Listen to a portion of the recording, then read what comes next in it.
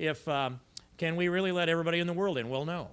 Can we let 1 million or 2 or 3 come in every year? Probably not. Why would we be doing that? Is it because it's a relief valve for poverty? Does that make us feel good? Liberals have always thought that. They've always wanted to feel good. And look at the experiments that they brought forth. Look at the Native American reservations in America. They're liberal experiments. They're enclaves of socialism. They have so depressed the most independent people that this planet has, or this continent has seen. And that social experiment goes on and on and on perpetually. And they've replicated that in the major cities of every city in America with exactly the same results.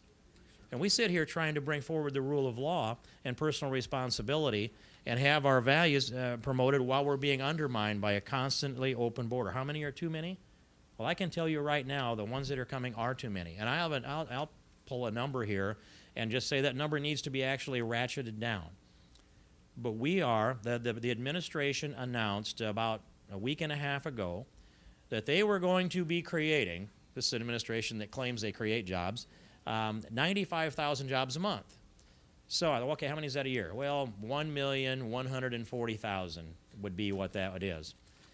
And we are providing, between green cards and other forms of legal immigration, those jobs to the tune of 125,000 jobs a month legally to legal immigrants, to the tune of 1.5 million jobs a year.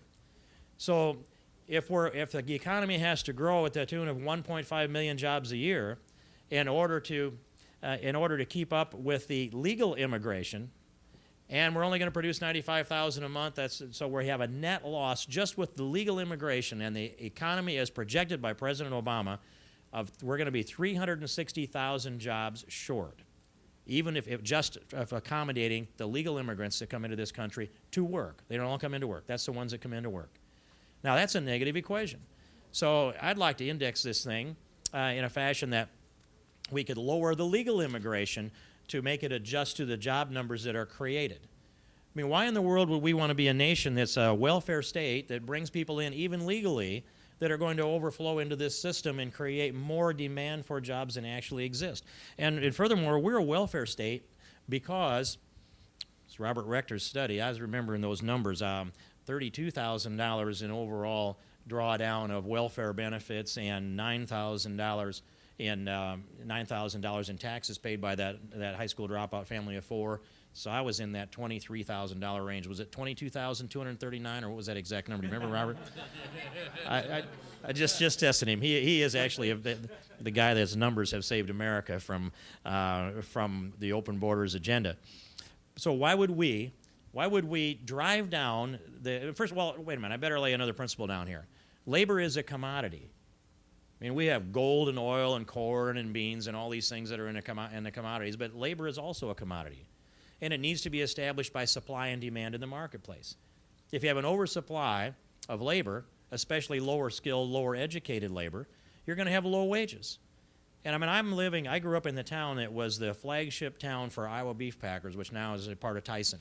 And I was there before there ever was a critter hung on a hook. And I watched this thing grow. And I've seen what happened. The people that went to work down there in 1961 were making about the same kind of money as a teacher with a college degree. That was also the case in Storm Lake, where I was born, when high grade was shut down back in the late 70s. Today, the workers in those plants are still open, the workers are making about half the money that a teacher is making. And that's because they've driven down the labor supply by oversupplying it, by opening the borders, by recruiting down into southern Mexico, emptying out entire towns of able-bodied people. What do you say to the American-born that doesn't want to go to college, that wants to go to the plant and punch the time clock and go back and go to his kid's football game and go fishing and maybe buy a modest home and pay for that modest home and raise their children in a middle-income family? There is no opportunity out there today for the lower educated, maybe the high school dropout, maybe the high school degree, that American-born, because they can't compete.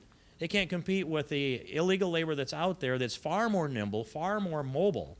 And if there's a job opening that comes up in Wyoming, next week they can have 1,000 people in there because the grapevine sends it out. And they're not tied to the land, not to the assets, so they don't have a home they have to worry about leaving. They just pick up and go. How many are too many? I would dial that number down. This number that we have today, I think it needs to be dialed down to 500,000 or less. And I think we need to set an immigration policy that's a selfish one that's designed to enhance the economic, the social, and the cultural well-being of the United States of America. That's what any country should have as an immigration policy designed for that. I would set up a scoring system. How do we score, and we can score, the propensity for immigrants to assimilate into this society? I mean, if we're not going to be all one people, if we are going to give up on the idea of assimilation, and Republicans believe in assimilation, Democrats have rejected it. They believe in class warfare. They believe in identity politics. They divide, and then they build coalitions to conquer. And that was some of the brainchild of Antonio Gramsci, whom I hope some of you have read about and understand what that is. But the assimilation part of this, it is a dirty word. When I was first elected to Congress, I invited in 14 of the minority leaders in the largest city that I represent. And of course, none of them voted for me or worked for me. If they worked against me. I knew that. But I got them all in the room, and I gave them the shortest of speeches, and it was, I've been elected as your representative in Congress. I want to be in here, and I want to be able to hear from you, and I want to be able to pass messages back and forth, and this is how we begin our network. So that's my speech. Now I want to hear from you. First thing that came out of one of their mouths was, we don't need no English only. That was plain English, all right. I understood it. And all the way around that table for 88 minutes, it was a 90-minute meeting, 88 minutes, it was demand after demand after demand off the government and off the taxpayer. And I said, what are you going to do? What are you going to do to contribute to society? Their answer, well, we are consumers. We spend, the number was $3.2 billion. I don't know where that came from. And we're taxpayers, so you have to listen to us. Well, I listened all right. But then I said, now, all right, I've listened to all of you. Now I don't have time to listen to all of your answers because the meeting's over here in 2 minutes. But I'm going to say one word.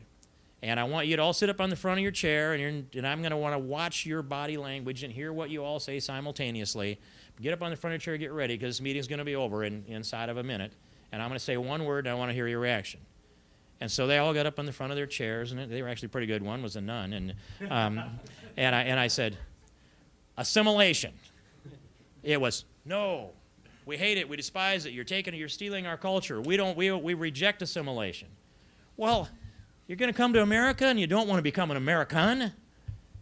You want to get on the welfare rolls? Do you believe America is a giant ATM? Just come in here and ka-ching and tap into the welfare system and then move on?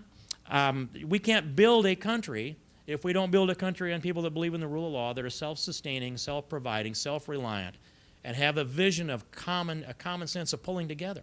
And we can build America with any people of any ethnicity. We just have to have common values, a common value system. And so I say I disagreed pretty strongly with President Bush and John McCain and President Obama. But I wanted to take you back to a time, January 6, 2004. I was looking this up as I was listening. January 6th was the eve of what was rumored to be and did become President George Bush's amnesty speech, the one where he launched the effort to do this bipartisan, led out of the White House amnesty into America. Now, I think this was a brainchild of Karl Rove's, and it certainly was something that President Bush believed in, and he couldn't be talked out of. But on the day before, on the eve of that speech, I sat down and I wrote a letter to the president, and I sent it to Karl Rove's email, as I knew it would get through. And this is the part of the last paragraph. And there's much other in it, but I won't do that. It said, and it's this, Karl, this issue will split the Republican Party. It is totally unnecessary. It's bound to yield negative results. No matter which side wins, the Democrats will be winners. Today, I only look like Tom Tancredo. Tomorrow, I will sound like Tom Tancredo. As will dozens of the most stalwart conservatives in Congress. This was a letter that stands up today as, if I'd read you all the rest of it, it stood up as factual. It makes the predictions. It's built upon some premises that I think that maybe you haven't quite heard all of here today. And one of them is this, that when it comes to assimilation, newly arriving immigrants will assimilate into the politics of the locale where they arrive.